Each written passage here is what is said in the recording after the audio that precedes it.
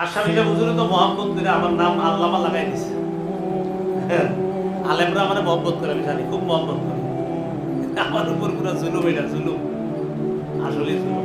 সত্যি আমি যোগ্য না, আসলেই যোগ্য না, বাস্তবিক যোগ্য না। আলেমরা আল্লাহ বলবে তুমি মিথ্যা বলছো, ফেরেশতারা বলবে তুমি মিথ্যা বলছো।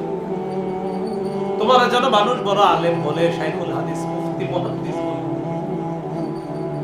তুমি এই কারণে আলেম শিখছিলা, চিন্তা।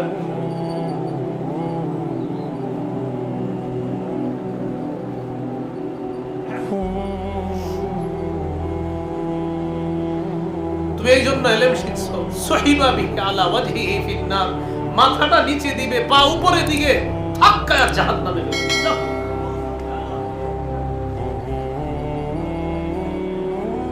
মুজাহিদকে, সম্পদওয়ালাকে সে কিভাবে ডাকবে? তাদেরকেও বলবে তুমি দান করছো, মানুষ যেন তোমার দাতা কয়।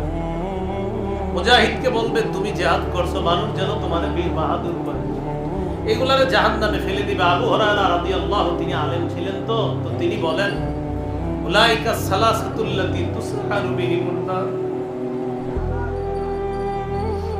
এই তিনজনকে দিয়ে আল্লাহ জাহান্নামের আগুনটা, প্রজ্বলিত ভয়ঙ্কর আগুনটা যে আল্লাহ জ্বালাবে, এই তিনজনকে দিয়া এই জ্বালানোটা আরো ভয়ঙ্কর হবে।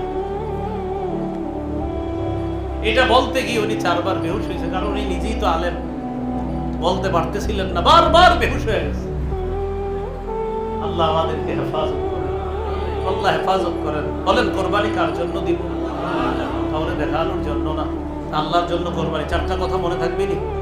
নিয়ত শুদ্ধ করা, হালাল টাকায় কোরবানি দেওয়া, 3 নাম্বার শরীয়ত মোতাবেক কোরবানি দেওয়া, কোনো বেদাত যেন না ঢোকে, 4 নাম্বার রিয়া মুক্ত কোরবানি, কাউরে দেখানোর জন্য না। আল্লাহ আমাদের সকলকে জিলহজ মাস এবং কোরবানির ব্যাপারে যে কথাগুলো বলা হলো, আমি সহ সকলকে আমল করার তৌফিক দান করেন।